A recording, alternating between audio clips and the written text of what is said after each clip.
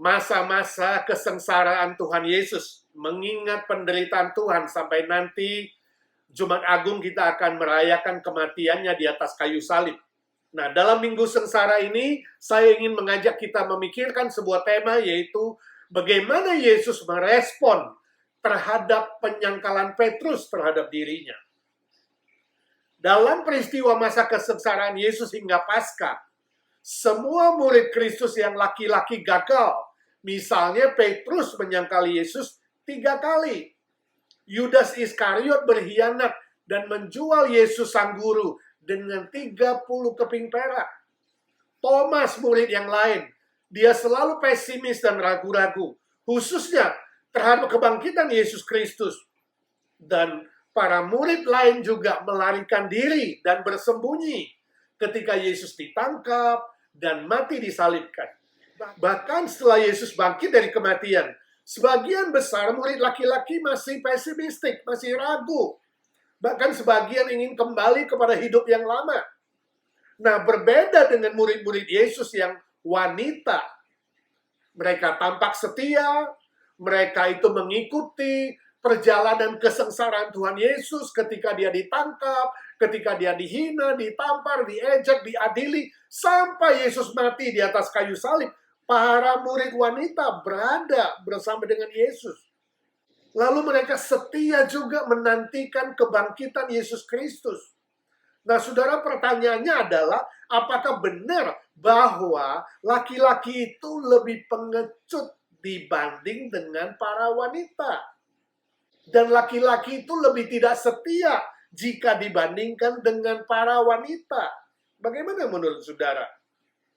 Saya yakin wanita setuju dan pria tidak setuju, bukan? Tapi saudara, secara teologis dan berdasarkan apa yang dikatakan Alkitab, sebenarnya semua manusia, tanpa kecuali baik dia pria maupun wanita, sama saja. Sama-sama berdosa dan sama-sama kehilangan kemuliaan Allah. Jadi soal pengecut atau tidak, soal setia atau tidak, atau soal perbuatan-perbuatan dosa lainnya, bisa saja terjadi pada laki-laki dan juga terjadi pada wanita. Karena sama-sama memiliki kemungkinan untuk melakukan semua dosa dan kejahatan. Kalau kita kembali ke Taman Eden, pada awalnya memang Hawa yang terlebih dahulu berdosa. Lalu dia mengajak Adam suaminya, dan Adam yang setia kepada istrinya juga ikut berdosa. Dan mereka sama-sama jatuh dalam dosa. Dan akhirnya mereka juga sama-sama diusir keluar dari Taman Eden. Lalu kita semua umat manusia yang disebut dengan keturunan Adam dan Hawa juga mendapatkan status orang berdosa seperti Adam dan Hawa. Tidak ada seorang manusia pun yang kecuali, baik dia pria, wanita, besar, kecil, tua, muda, semuanya berdosa di hadapan Tuhan. Nah, pertanyaan kita selanjutnya adalah, bila saudara tahu ada teman saudara akan berbohong kepada saudara atau akan menipu saudara, apa reaksi saudara terhadapnya? Saudara bertanya kepadanya, konfrontasi dia, saudara marah kepada dia, atau menghindari duluan sebelum saudara jadi korban penipuan atau korban kejahatan? Bagaimana pula saudara memperlakukan teman yang sudah berbohong, tadi akan berbohong. Ini sudah berbohong, atau sudah menipu, atau sudah berkhianat kepada saudara. Apakah mungkin masih bisa dipulihkan seperti sedia kala, seperti tidak terjadi apa-apa?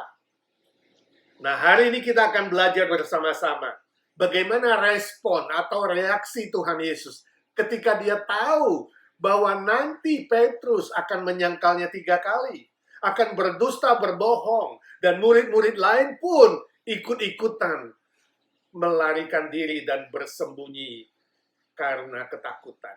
Apa respon Tuhan Yesus? Mari kita baca Injil Matius pasal 26 ayat 30 sampai 35. Matius 26 30 sampai 35, demikian firman Tuhan. Sesudah menyanyikan nyanyian pujian, pergilah Yesus dan murid-muridnya ke Bukit Zaitun. Maka berkatalah Yesus kepada mereka, malam ini kamu semua akan tergoncang imanmu karena aku, sebab ada tertulis, aku akan membunuh gembala dan kawanan domba itu akan tercerai-berai. Akan tetapi sesudah aku bangkit, aku akan mendahului kamu ke Galilea. 33, Petrus menjawab Tuhan Yesus, biarpun mereka semua tergoncang imannya karena engkau, aku sekali-kali tidak. 34, Yesus berkata kepadanya, aku berkata kepadamu, sesungguhnya malam ini sebelum ayam berkokok, engkau telah menyangkal aku 3 kali. 35, kata Petrus kepadanya, sekalipun aku harus mati bersama-sama dengan engkau, aku takkan menyangkal engkau. Semua murid yang lain pun berkata demikian juga. Saudara, dari firman Tuhan di atas yang kita baca, kita akan belajar bersama-sama beberapa respon atau reaksi Tuhan Yesus terhadap apa yang akan terjadi. Lalu kita akan mengaplikasikannya dalam kehidupan kita sehari-hari secara nyata. Yang pertama, Tuhan Yesus menyanyi lagu pujian, ayat 30. Dalam perjalanan menuju salib yang berat, Yesus bernyanyi lagu puji-pujian. Walaupun Tuhan Yesus tahu murid-muridnya akan tercerai-berai, itu ayat 31. Dia akan saksikan pengkhianatan, penyangkalan Petrus, dan murid-murid lain yang semuanya melarikan diri. Juga momen-momen pengadilan yang tidak adil dan tidak benar, ejekan, hinaan, hingga kematiannya di atas kayu salib. Tuhan Yesus tetap menyanyi lagu puji-pujian, itu kata 30. Walaupun dalam suasana kesengsaraan, hatinya tetap fokus kepada Bapa di sorga. Dan dia bisa bernyanyi, memuji Bapa di sorga. Sebab semua yang akan dijalaninya adalah rencana dari Allah Bapa. Kehendak dari Allah Bapa yang maha baik, yang maha kasih, yang maha mulia, demi misi keselamatan bagi manusia yang berdosa, bagi saudara dan bagi saya. Kalau kita bandingkan ketika Tuhan Yesus bergumul di Taman Getsemani, ayat 36 sampai 46, nanti saudara bisa baca sendiri. Walaupun secara manusia, Yesus merasa sedih, dia katakan. Dia gentar dan rasanya hampir mati. Tapi Tuhan Yesus juga menyanyikan lagu puji-pujian. Luar biasa. Saudara, inilah indahnya menjadi orang Kristen. Iman Kristen yang kita peroleh dari Tuhan Yesus ketika kita diselamatkan. Orang-orang percaya diberikan kemampuan oleh Tuhan untuk bisa tetap menyanyi, memuji nama Tuhan dalam segala keadaan, dalam segala suasana, dalam segala kondisi, segala waktu, segala tempat. Bahkan menghadapi maut sekalipun, kita diajar bukan bersungut-sungut, bukan marah-marah, bukan maki-maki atau mengejek dan menghina Tuhan, tapi memuji Tuhan dengan lagu puji-pujian. Sebab apapun yang terjadi dalam kehidupan orang percaya, semua itu atas izin Tuhan, semua itu Tuhan yang kontrol, bahkan sehelai rambut kita yang jatuh pun Tuhan tahu, Dia Maha tahu, dan Dia izinkan itu terjadi. Prinsip ini akan memampukan kita untuk tetap bernyanyi, memuji Tuhan dalam segala perkara, dalam segala situasi dan kondisi. Amin. Menurut cerita abad kedua, saudara, sekitar tahun 155 AD, Bapak gereja yang bernama Polikarpus, dia adalah bishop di Smyrna. Sekarang itu Izmir, Turki. Dia ditangkap dan harus dihukum mati. Sebab dia tidak mau menyangkal Kristus ketika disuruh memilih Kristus atau Kaisar. Dia pilih Kristus. Dia siap dihukum mati. Sebab Kaisar bukan Tuhan yang harus disembah, bukan. Polikarpus siap menderita, bahkan mati demi Kristus. Dan dengan disaksikan oleh masyarakat umum, dia ditaruh di atas tumpukan kayu bakar yang akan membakarnya hidup-hidup. Ketika api mau dinyalakan, Polikarpus dengan iman yang teguh, hati yang sukacita, dia bernyanyi memuji nama Tuhan. Luar biasa. Hukuman itu bukan membuat orang-orang Kristen ketakutan, justru ikut memuji Tuhan. Setelah Polikarpus menyanyi, ternyata api yang akan membakar dia tidak menyala. Api tidak bisa menyala. Dan algojo yang akan menghukum mati dia akhirnya harus menikam dia dari belakang. Ketika Polikarpus menghembuskan nafasnya yang terakhir, dari tengah-tengah kayu bakar itu muncul seekor merpati terbang ke udara tinggi. Roh Kudus sang penghibur yang sempurna hadir saat itu dalam bentuk merpati dan membuat banyak orang terharu dan memuji Tuhan dan menerima Tuhan Yesus. Sungguh seperti kata pepatah, kematian seorang martir adalah benih untuk menumbuhkan gereja Tuhan dan menghasilkan banyak jiwa bagi kerajaan Tuhan. Puji nama Tuhan. Saudaraku, izinkan saya bertanya, apakah saudara sedang menghadapi perkara-perkara yang tidak menyenangkan, yang menyedihkan, yang membuat kesal dan marah? Ada kawan yang menipu, atau berdusta, atau mengkhianati saudara, atau bahkan itu terjadi dalam keluarga, saling mengkhianati, saling berdusta, saling menipu. Bagaimana respon saudara? Tuhan Yesus mengajarkan kita tetap menyanyi, memuji Tuhan. Pusatkan pikiran dan hati saudara kepada kehendak Tuhan. Pusatkan hati dan pikiran saudara kepada kontrol Tuhan, izin Tuhan, karakter Tuhan yang maha tahu, yang maha kasih, yang maha baik. Dia mengontrol segala sesuatu, mengizinkan segala sesuatu terjadi. Maka saudara dimampukan untuk bisa tetap memuji Tuhan dengan mulut yang satu yang diciptakan Tuhan ini. Bukan untuk marah-marah, bukan untuk kesal, bukan untuk mengejek, bukan untuk berkata-kata yang jahat atau melakukan kejahatan lainnya, tapi tetap memuji dan meninggikan Tuhan. Memuliakan nama Tuhan, sebab Dia selalu baik, Dia selalu maha kasih, Dia maha hadir, maha mengkontrol segala sesuatu. Amin. Yang kedua, Tuhan Yesus memiliki pandangan tembus hingga kepada kebangkitannya. Ayat 33.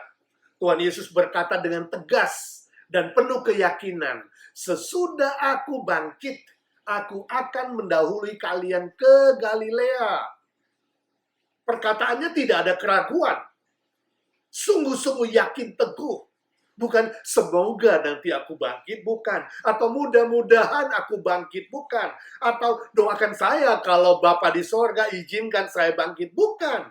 Tapi perkataan yang pasti, yakin 100%. Kamu akan tercerai-berai, tapi aku akan bangkit dari kematian dan mendahului kalian ke Galilea. Begitu tegas. Inilah iman yang menembus segala kesengsaraan.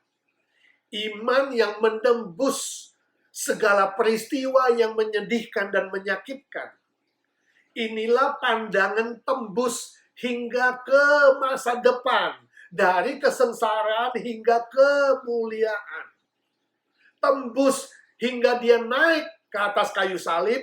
Tembus hingga dia mengalami kemenangan terhadap kuasa dosa, kuasa maut, kuasa iblis. Walaupun prosesnya penuh dengan kesengsaraan, termasuk para muridnya, orang-orang yang dikasihinya, dan Petrus khususnya, harus menyangkal dia 3 kali.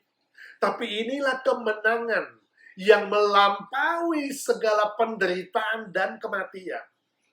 Kalau kita bandingkan Yohanes 16:33, Tuhan Yesus berkata, di dalam dunia ini ada penganiayaan, ada penderitaan, tetapi aku telah mengalahkan dunia. Puji Tuhan. Sebab kita semua yang sudah percaya kepada Tuhan Yesus pun akan diberikan iman yang melampaui segala persoalan, segala pencobaan, segala ujian, segala kesusahan, segala penderitaan. Kenapa bisa demikian? Sebab hati dan pikiran orang percaya telah diubah oleh Tuhan Yesus menjadi ciptaan yang baru ketika kita menerima dan percaya Tuhan Yesus. Iman kepada Tuhan Yesus menjamin, menggaransi bahwa kita pasti mendapat hidup kekal di sorga 100%.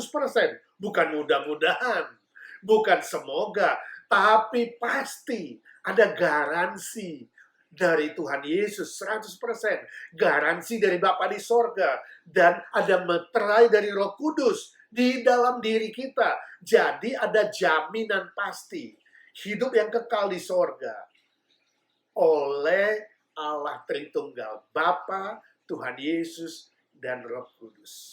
Puji nama Tuhan.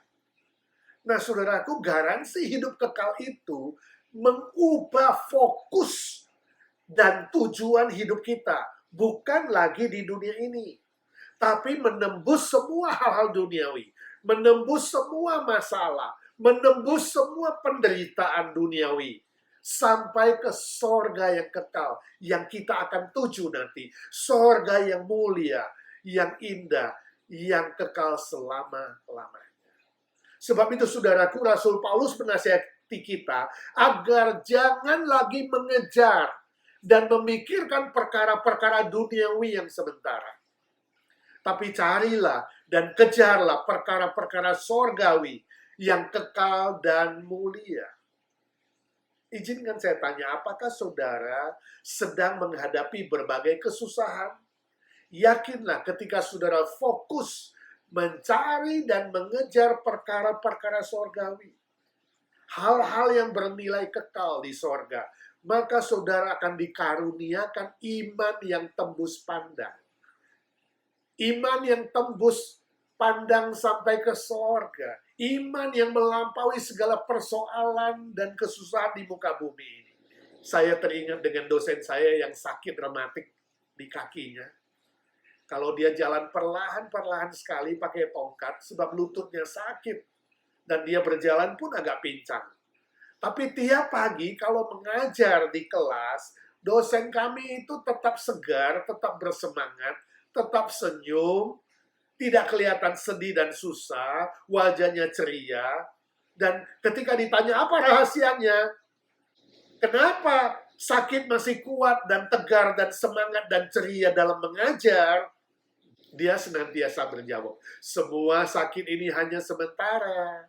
Di sorga nanti tidak ada rematik. Jadi buat apa susah, buat apa sedih, harus tetap semangat, ceria, dan sukacita. Sebab ini semua hanya sementara. Puji Tuhan. Sebuah sikap hidup dan pola hidup yang sangat-sangat bagus, bukan? Ini sebuah contoh bahwa iman dia menembus pandang sampai ke sorga yang mulia dan kekal, di mana di sana tidak ada penderitaan, tidak ada sakit penyakit, tidak ada air mata, tidak ada kesusahan, tidak ada dosa dan kejahatan. Semua penderitaan dan kesusahan di muka bumi ini tidak bisa dibandingkan dengan kemuliaan, keindahan, kekekalan sorga yang Tuhan sudah siapkan bagi kita. Amin. Yang ketiga, Tuhan Yesus simpati kepada Petrus. Ayat 33 sampai 35. Di ayat 33, Petrus yang terlalu percaya diri, dia sesumbar dan berkata, semua murid-murid akan tergoncang imannya karena Engkau Tuhan, tapi tidak aku. Semua akan tercerai-berai, tapi aku tidak.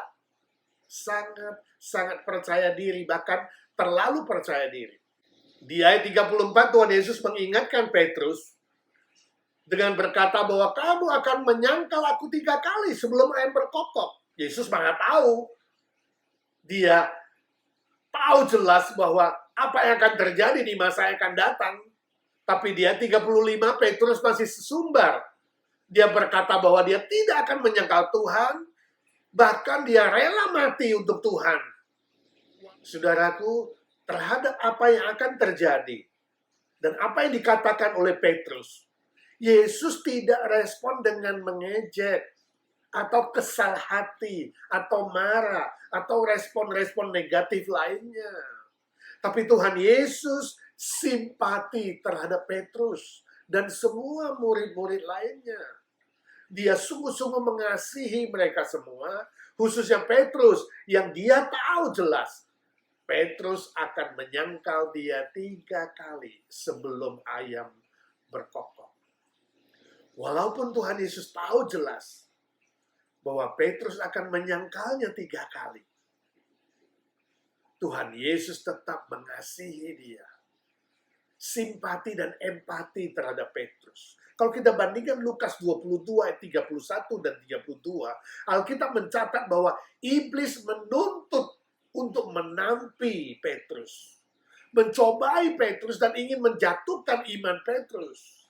Tapi Tuhan Yesus berkata bahwa aku akan berdoa untukmu Petrus, supaya imanmu tidak gugur, supaya kamu tetap kuat, dan setelah kamu kuat, kamu kuatkanlah teman-teman yang lain. Oh saudaraku, ini adalah wujud cinta kasih Tuhan Yesus yang sejati, yang lahir dari hatinya yang simpati, kemudian dia berbuat sesuatu, dia empati, dan dia berdoa dengan setia kepada Bapa di sorga, supaya Petrus tidak jatuh, tapi bangun kembali, supaya Petrus tidak gagal, tapi dia boleh kuat dan teguh untuk membangun dan meneguhkan murid-murid yang lain. Saudara, memang akhirnya terjadi, Petrus menyangkal Yesus 3 kali. Yesus memandang Petrus bukan dengan mengejek dan menghina, tapi dengan simpati, dengan mata yang teduh. Petrus menyesali perbuatannya. Dia menangis, dan kemudian dia bertobat, dan dia kembali berjanji sungguh-sungguh mengasihi Tuhan Yesus dan akan menggembalakan domba-domba Tuhan.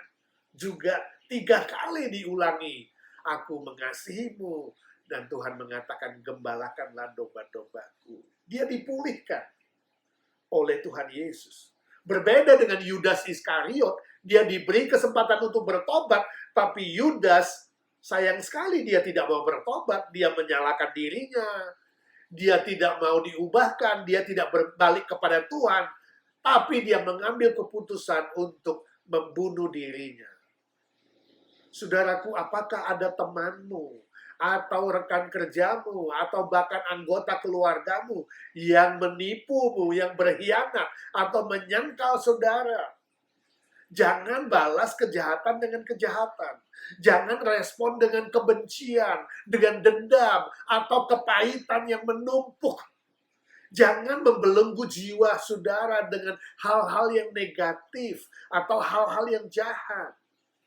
Tapi belajarlah untuk simpati, mendoakan, dan tetap mengasihi sesuai dengan kasih yang sudah saudara terima dari Tuhan Yesus. Maka saudara akan dikuatkan dan dimampukan oleh Tuhan untuk bisa mengerti orang lain daripada menuntut untuk dimengerti. Mengasihi orang lain daripada menuntut untuk dikasihi. Respon dengan simpati, satu perasaan dengan orang lain.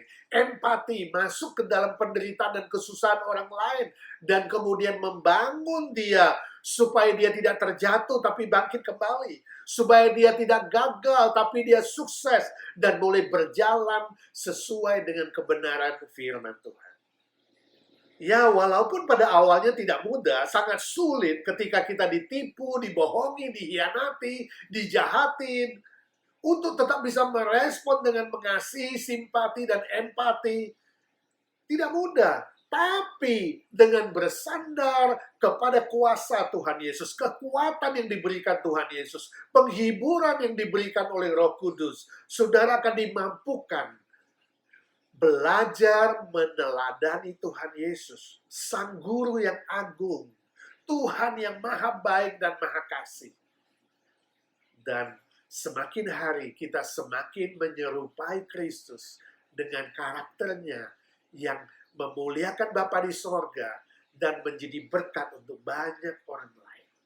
Amin. Mari kita berdoa. Bapa di sorga, terima kasih untuk firman-Mu. Roh Kudus, Engkau yang menolong menerjemahkan, mengartikan firman-Mu ke dalam kehidupan dan pergumulan kami masing-masing. Beri kami kekuatan, bukan saja menjadi pendengar-pendengar firman, tapi boleh melakukan firman Tuhan secara nyata. Terima kasih Tuhan, Kau sudah mendengar doa kami. Saat ini ya Tuhan, kami ingin berdoa syafaat untuk saudara-saudara kami yang lemah tubuh, khususnya yang masih sakit dan menunggu pemulihan.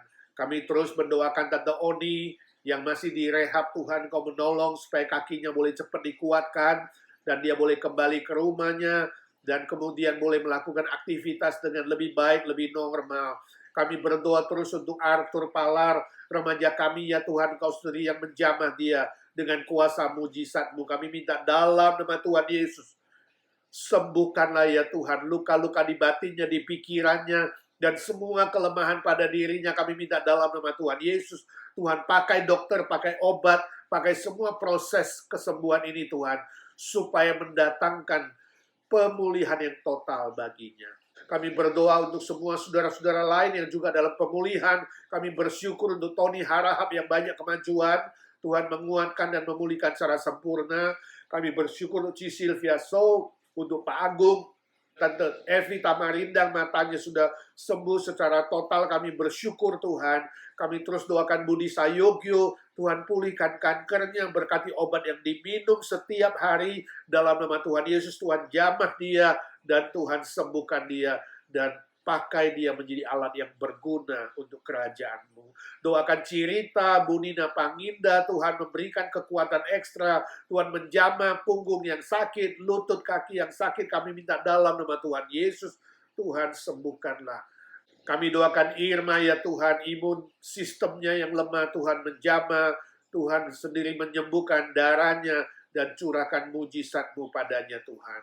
Kami berdoa untuk semua senior kami ya Tuhan, satu persatu. Tuhan tolong Om Paul yang menjadi koordinator untuk Evergreen. Tuhan pakai dia dengan kesehatan, kekuatan, dan sukacita. Boleh melayani, baik itu melalui telepon, melalui medsos lainnya. Kami doakan Tante Lena yang kakinya lemah, dia ada gejala Alzheimer, dan sulit menelan makanan. Tuhan kasihani. Kami bersyukur Tuhan memberkati dia sehari demi sehari. Dia bisa lewati dengan baik. Tuhan memberkati semua senior lain, khususnya yang mengambil vaksin. Biarlah mereka semua sehat. Dan setelah ini ya Tuhan, mereka bisa lebih normal beraktivitas, bahkan lebih kuat. Untuk bisa terus melayani Tuhan melalui doa, menjadi berkat bagi anak, mantu, cucu, dan bagi banyak orang. Ya Tuhan, kami doakan Tante Lucy tetap diberikan kesehatan, tetap semangat dan kuat di dalam Tuhan. Kami berdoa untuk Om Tan, Tante Pauline, Tante Isha, Tante Ita, Tante Merin, Tante Aiwati, Tante Sumi, Tante Nelly. Sebagian mereka mengambil vaksin, sebagian mereka hidup sendiri. Tuhan menyertai, Tuhan melindungi, memelihara satu demi satu. Tante Jenny dan Om Andi, Om Budi Pualamsah, Om Cahi dan Ciswat, Ko Chun Hong dan Cieti. Tuhan Kau sertai satu persatu kehidupan mereka dan juga kesehatan mereka. Ci Huain, Tuhan kuatkan dia, teguhkan imannya. Ci Airin, Tuhan hiburkan dan Tuhan menolong. Semua senior-senior lain di Evergreen ya Tuhan. Tuhan memberkati, Tuhan menyertai. Dan kalau Tuhan memberikan panjang umur, kami berdoa dalam nama Tuhan Yesus, biar mereka tetap menjadi berkat bagi keluarga, juga melayani melalui doa untuk pekerjaan Tuhan di mana-mana. Kami berdoa untuk teman-teman yang setiap hari bekerja keluar rumah, yang jadi nurse di rumah sakit, di konvalesen, di klinik, di laboratorium, juga yang bekerja di transportasi, bidang makanan, di pabrik, di home care, dan yang harus keluar rumah untuk ke kantor dan lain sebagainya. Tuhan, Engkau menyertai mereka, melindungi mereka keluar dan masuk, menjauhkan dari semua sakit penyakit, berikan kesehatan dan kekuatan, supaya mereka tetap hidup melayani Tuhan, menjadi berkat bagi keluarga dan bagi banyak orang. Ya Tuhan, kami berdoa untuk para majelis, aktivis, dan jemaat IGNC. Tuhan tolong, khususnya rekan-rekan yang harus rekaman setiap weekend, Tuhan menyertai pelayanan mereka, dan Tuhan memberkati kesehatan mereka. Tuhan menolong seluruh keluarga besar IGNC tetap kompak, tetap sukacita, tetap sehat dalam mengikut Tuhan dan melayani pekerjaan Tuhan.